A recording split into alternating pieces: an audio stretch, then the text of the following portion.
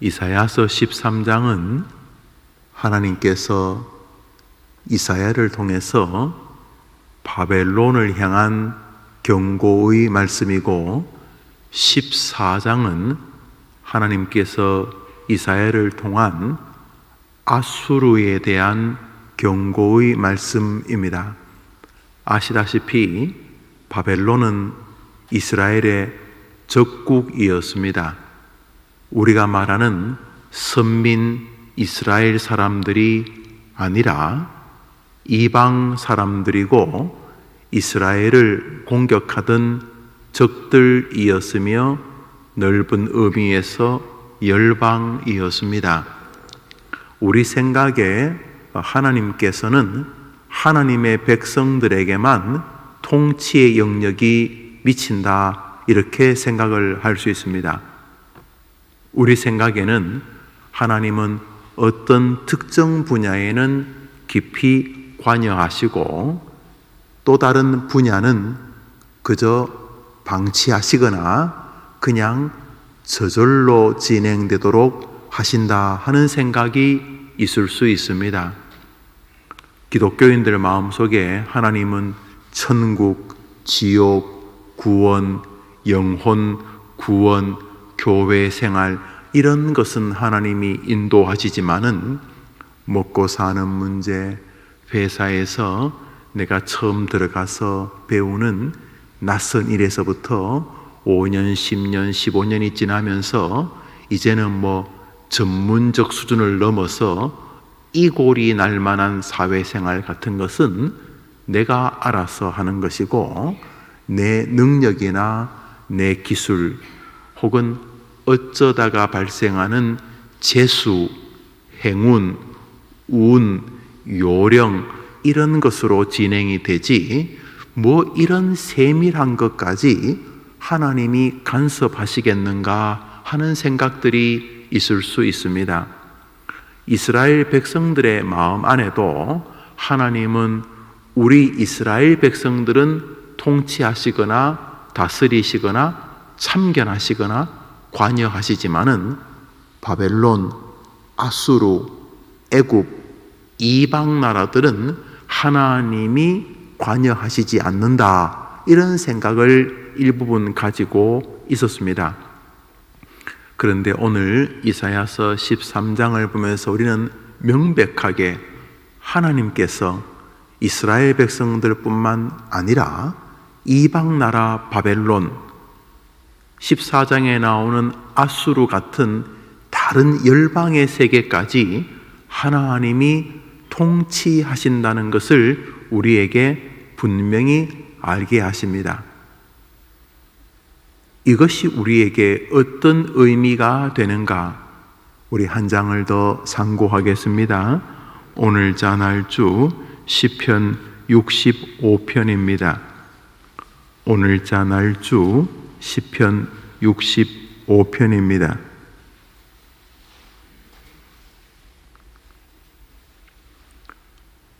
오늘 자날주 시편 65편입니다.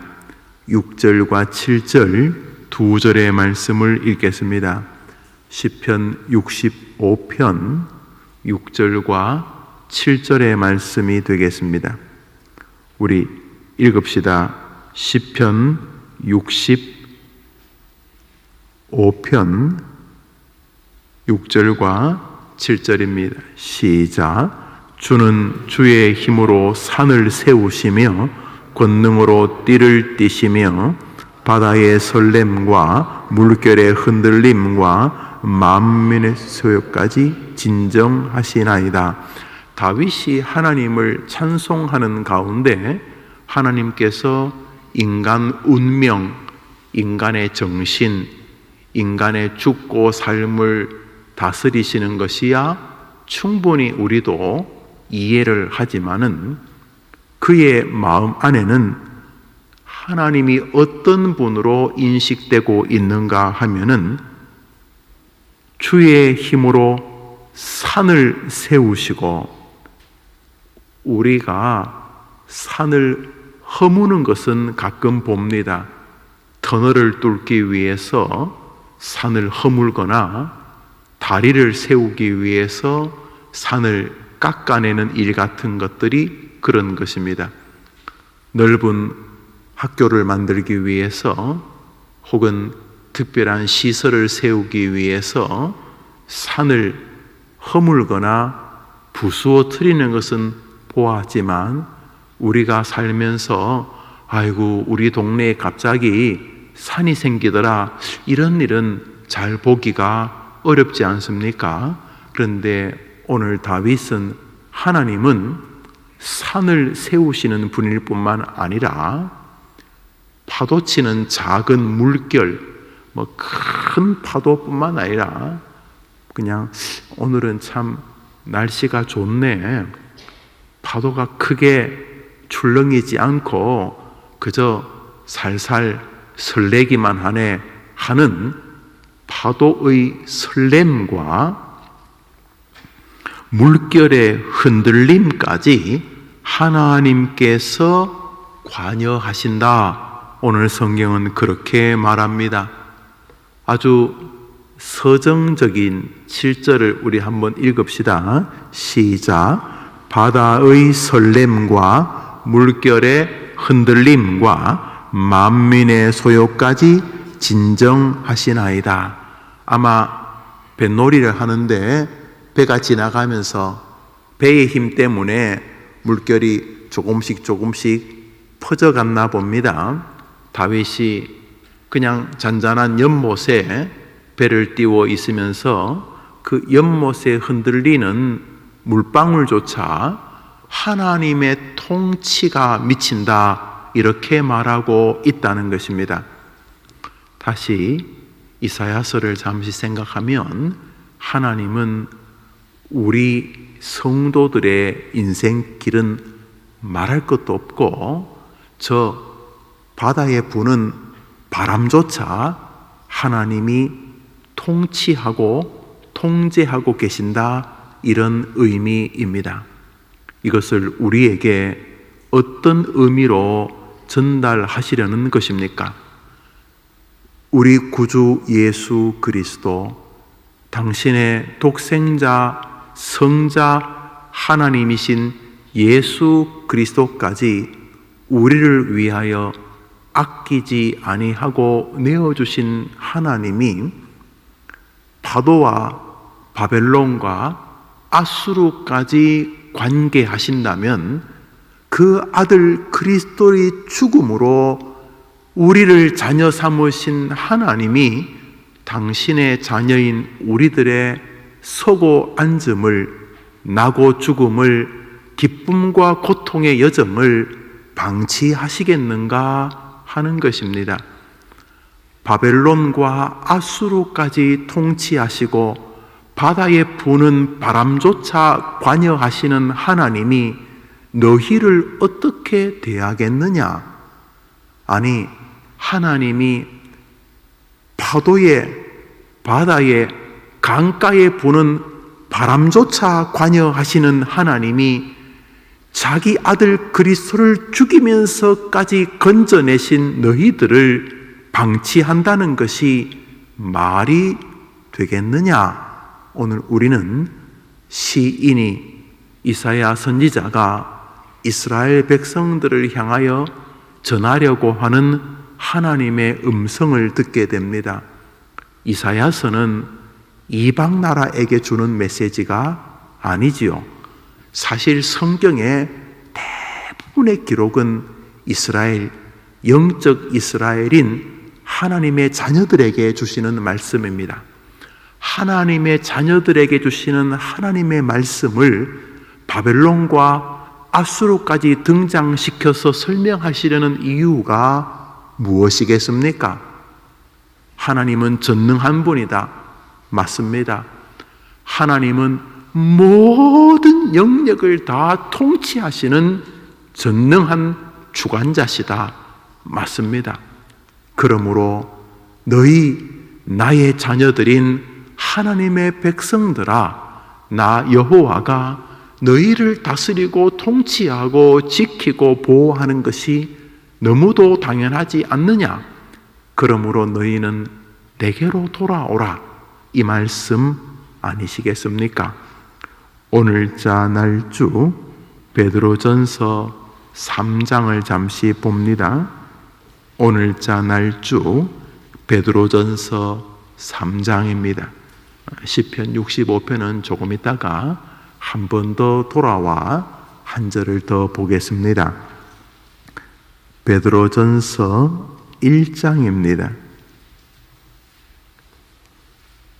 베드로전서 1장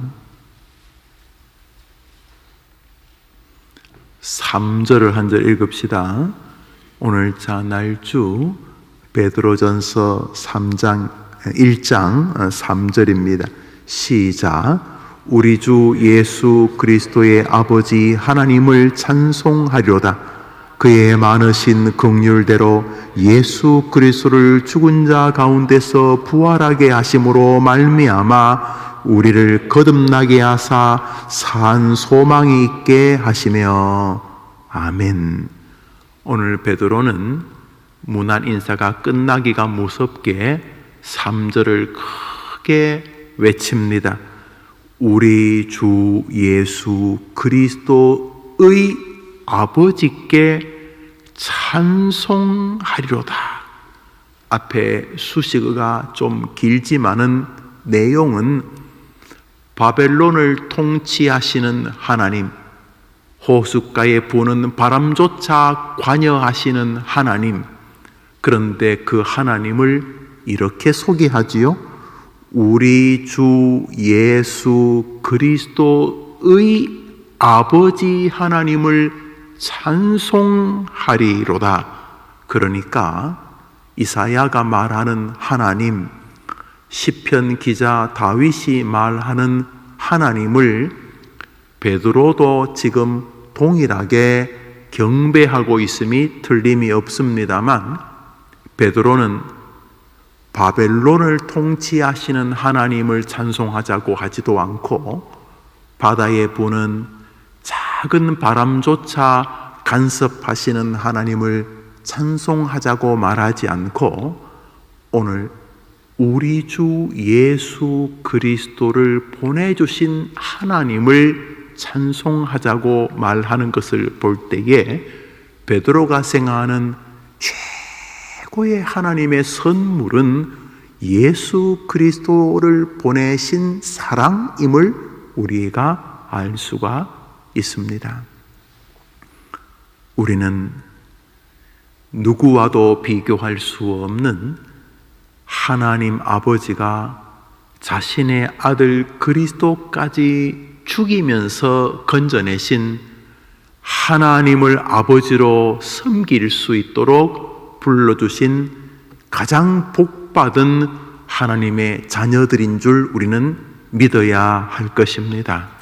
오늘 하루를 사시면서 엎어지고 넘어지실 상황이 오든지 사람들이 여러분이 지나가면 기립해서 박수를 치는 감격스럽고 존중받는 삶을 사시든지 관계없이 우리는 복받은 사람이요, 우리는 하나님이 돌보시는 사람이요, 우리는 하나님이 함께하는 사람인 것을 기억하는 여러분의 하루가 되시기를 바랍니다. 심지어 병상에서 사경을 헤맨다 할지라도 그거는 몸이고 우리의 감정이고 우리의 눈물 나는 정서일지는 몰라도 우리 영혼은 아닙니다.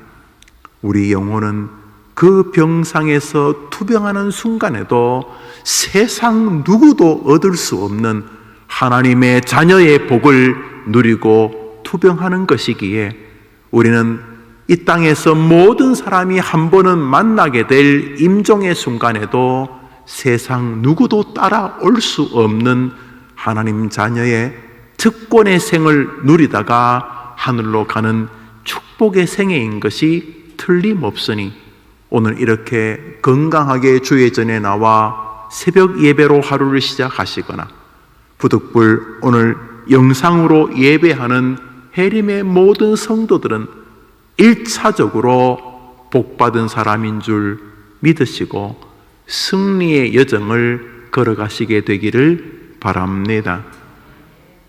우리 다시 오늘자 날주 시편 65편으로 돌아오셔서 한 절을 더 읽겠습니다. 4절입니다. 4절입니다. 시편 65편 4절, 우리 화면에도 나오니 우리 읽읍시다. 시작. 주께서 택하시고 가까이 오게 하사 주의 뜰에 살게 하신 사람은 복이 있나이다. 우리가 주의 집 곧 주의 성전의 아름다움으로 만족하리다. 할렐루야. 시편 65편을 가만히 뜯어 보시면은 시편 65편은 카멜리온 같은 얼굴을 가지고 있는 것을 보시게 될 것입니다. 우선 평강, 은혜, 감사, 기쁨 같은 풍요로움이 존재하고 있고 하나님의 도우심과 하나님의 은총 안에 있음을 보게 됩니다만 3절같이 죄악과 허물을 경고하거나 그 속에서 가까스로 건짐받은 은혜를 말하는 것을 볼 때에 이 시인이 외적 내적으로 만만치만은 않은 여정을 이 시를 짓는 직전에 겪었다는 것도 알 수가 있습니다. 여러분, 거의 모든 시편을 보시면 시편 안에 탄원과 한탄이 들어있고 절규와 눈물과 호소가 들어있는 것을 아실 것입니다. 고난이 결코 믿음을 강화시키는, 발전시키는데 꼭 방해만은 아니라는 뜻입니다. 그런 모든 어려운 시절이 시인으로 하여금 하나님을 향하여 비상하게 만들었기 때문입니다. 우리가 잘 아는 그 유명한 시편 23편, 여호와는 나의 목자시니 내가 부족함이 없으리로다. 그가 나를 푸른 풀밭에 푸른 초장에 누이시며, 말 그대로 평강과 목가적인 흐름이 나타나지 않습니까? 우리 유명한 유행가처럼 저 푸른 초원 위에 그림 같은 집을 짓고 그런 분위기 아닙니까? 여호와는 나의 목자시 내가 부족함이 없으리로다. 그러나 그 시도 가만히 뜯어보시면 내가 사망의 음침한 골짜기를 다닐지라도 해를 두려워하지 않는 것은 주의 막대기와 지팡이가 나를 안위하시기 때문이다라는 시가 그 안에 있는 것을 볼 때 많은 사람들이 시편 23편이 다윗이 무척이나 힘겨운 시절에 지었을 것이라고 생각을 합니다. 우리가 그때 있지 않았으니 아니라고 생각하는 선생들도 있지만은 저도 생각하기를 다윗이 사망의 음침한 골짜기를 다니던 시절에 노래하지 않았겠는가. 그래서 마지막 절에 내가 여호와의 집에 영원히 살리로다, 천국 지향적으로 끝나는 것을 볼 때에 시편 23편 그 평화의 시조차 어려운 시절과 결코 분리되지는 않는 것 같다라고 생각을 합니다. 시편 65편을 보시면은 오늘 4절에 아주 멋진 말씀을 하십니다. 바벨론을 통치하시는 하나님, 강가에 부는 작은 콧등을 스치는 바람, 그 미풍조차 관여하시는 하나님, 통제하시고 통치하시는 하나님이 예수 그리스도 그 당신의 전부라고 해도 과언이 아닐 성자 하나님이신 예수 그리스도까지 우리를 위하여 주시고 건진 하나님의 자녀들인 우리들이 얼마나 안전한 인생들인가 라고 고백하면서 그는 이렇게 말합니다. 꼭 새벽 예배 나와 기도하는 우리들에게 주시는 격려 같습니다. 주께서 택하시고 가까이 오게 하사 주의 뜰에 나와 기도로 하루를 시작하고 오늘도 마음은 이미 주의 뜰에 와 있어서 자신이 있는 침소에서 영상을 들어서 새벽 예배로 하루를 시작하는 우리 성도들은 이미 복된 사람이지 아니하냐, 이렇게 권면하는 것 같습니다. 오늘 하루 여러분이 있는 곳이 주님이 계시는 곳이라면 그곳이 주의 성전 아니겠습니까? 주의 성전이 무엇입니까? 주님이 계신 곳이 주의 성전 아닙니까? 오늘 여러분이 어디에 계시든지 간에 주님과 함께 거닐 수 있는 특권을 주신 것 감사합니다.